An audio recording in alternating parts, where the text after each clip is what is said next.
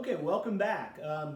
For today's assignment, I asked you to read the short section 5.2 in the Resnick text on strictly competitive two-person games, the simplest kinds of games in game theory.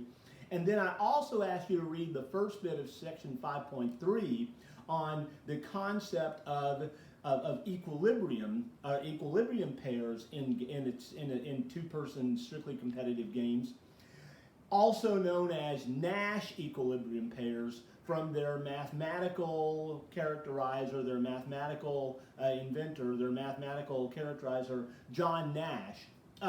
He, of course, you may know, is of Hollywood fame, of the famous movie A Beautiful Mind.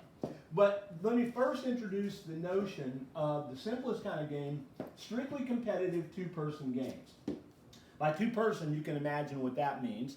There's one player represented as row, one player represented as column, as we're going to see in a table in just a minute.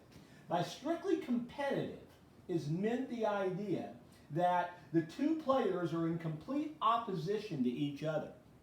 Strictly competitive games are also known as zero-sum games because the total number of winnings of the winners added to the total amount of losings from the losers sums to zero. So in a two-person strictly competitive game, whatever it is that one of the players wins, the other player is going to lose.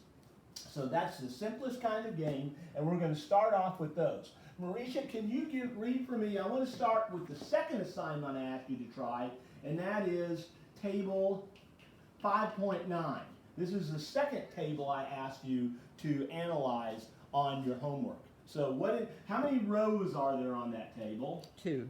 Rows, there's 2 rows, R1 and R2, and how many columns? 3. C1, C2, and C3. Okay, and what are the entries across row 1? 10, 1, 3. And what are the entries across row 2? 4, 2, 4. Okay, now let's be clear on what we have here. Row has 2 possible strategies that row can play.